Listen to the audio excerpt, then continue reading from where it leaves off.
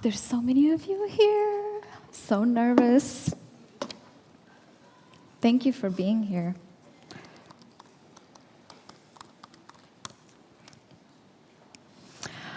Okay, hi. My name is Andrea Magdalena, and I'm the founder of She Said So, in case you missed that introduction.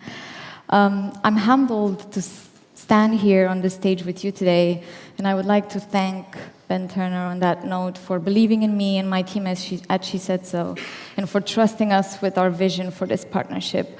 As I was saying earlier, we've been working together for quite a few years now, but this is the first time we've been given so much equity in the program, and for that I'm forever grateful. I hope you will all enjoy the discussions we have put together for you over the next 3 days, and that you will leave feeling energized by these ideas and inspired. I must admit, I was a little nervous about this address. I still am. So if my voice is shaky, please bear with me. Not because I had hundreds of people begging me to do it, but because I felt like I had a responsibility to make use of the stage and share our story, our ethos, and our mission. It was important to me to contextualize this partnership with IMS and our decision to insert ourselves in a space like Ibiza, which I was saying earlier is notorious for its flamboyant hedonism and quite discernible sexism. I was pretty sure the title I've chosen will set some people off, and I'm quite happy to bring some clarity to it today. The reason I've chosen such a big statement is precisely that. In fact, I knew it will grab your attention, as it rightly should, because what I'm about to tell you will make you all richer. That's right. Because as She Said So, we firmly believe that having a diverse team and building an inclusive work culture in your company ultimately leads to more profits, which is what we all kind of want at the end of the day. And don't take my word for it. The research conducted by the International Monetary Fund, by the World Economic Forum, as well as many other privately funded studies, indeed link diversity with improved economic status. But first, let's backtrack a little. In case you're not familiar, She Said So's journey started at the end of 2014, when I came back one evening, feeling more frustrated than ever. That day, my boss and I had a meeting, a fairly senior meeting, where I was the only woman, and I'm sure you can imagine the rest of the story and how that determined me to do something about it. 3 hours later, 3 hours and a few Google searches later, She Said So was born. I've always worked at the intersection of music and technology, or entertainment and technology, more broadly speaking, both industries struggling with gender diversity and representation. What was different then was the music industry's complete disregard of this issue, as if it didn't even exist. Fast forward 4 or 5 years, the situation is very different now. It's on everyone's lips, which is why I'm here today, standing in front of you. Luckily, our collective efforts to raise awareness about diversity and inclusion have matured with and inspired so many other initiatives that the topic cannot be ignored any longer. The entire music business, whether they like it or not, seem to be aware of women's rise in the workplace and in society in general. Although this recent war on abortion that's going on might make us feel like we're walking on quicksand, that the progress we've made is like walking on quicksand, but that's a conversation for another time. While our progress in music is certainly a positive, I'm not entirely sure everyone is on the same page as to why and why now. While many are asking themselves why, us women are asking the world why so late. What I hope to convince you of over the next 3 days, not just with this address, but with all of the discussions that we've curated for you over the 3 days, is that everyone wins. This is not some diabolical plan that some women concocted in a dark room somewhere to take over the world. We're not planning world domination, we're simply rooting for restoration of balance and equality and fair play. We don't want to build a world full of women only either. God, that sounds quite awful to me, to be honest. I quite enjoy men. I'm a married woman, but I enjoy good men, a conversation with them. And we're not asking for any favors either.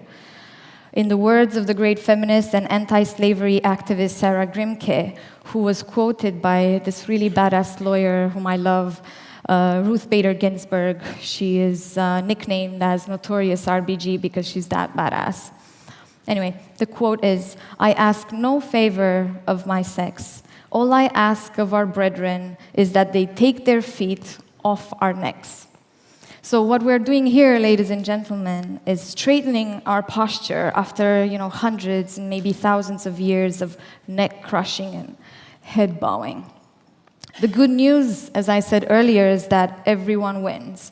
I'm sure many are sat pondering what this movement is going to do to their profits. If more people get the opportunity to rise to the top, then there's less available per individual, right? Wrong. There's plenty of pie to go around for everyone, more than one seat at the table, and more than one table to sit at than we've been led to believe. In fact, extreme cases of wealth or poverty are impacting us all in negative ways.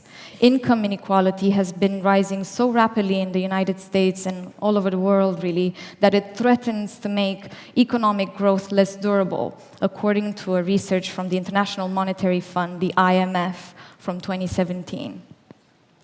That's because growth that excludes large portions of the population reinforces inequality in a variety of ways, like access to education, technology, resources, and social connections that help individuals land jobs and remain relevant in the labor market. Slower growth means weaker economy, means less consumer buying power. Less consumer buying power means fewer record sales, fewer tickets sold at festivals and shows, less alcohol being sold. In short, it means a weaker music economy. So you see where I'm getting at? According to a 2018 report from McKinsey, a management consulting firm, titled Delivering Through Diversity, companies in the top 25% for gender diversity on their executive teams were 21% more likely to experience above average profits. There is an abundance of research that suggests a link between gender equality and better overall organizational performance as well. One factor is that diversity brings together varied perspectives, produces a more well-rounded analysis of the issues at hand, and spurs greater effort. All of this leading to improved decision-making. The World Economic Forum has found a strong correlation between a country's competitiveness and how it educates and uses its female talent. In 2012, it stated, "Empowering women means a more efficient use of a nation's human talent endowment, and reducing gender inequality enhances productivity and economic growth. Over time, therefore, a nation's competitiveness depends, among other things, on whether and how it educates and utilizes its female talent."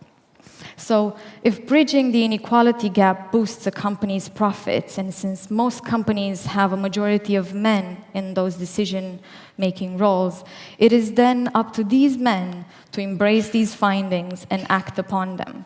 If these men made a conscious effort next time they're in a position to hire, offer a deal, mentor, work with, or help someone, if that effort was not to let their subconscious bias dictate their decisions and instead make an effort to choose someone who they feel isn't already represented, whether woman or not, there are many other underrepresented communities out there, which we will touch on as part of our panel on intersectionality. You see, this is the very effort that my bold statement is all about. This is why the future of feminism lies with men. If all men got on board with us and became our allies, we all win. If you don't have a sister or a daughter to do it for your wallet. Thank you. Thank you.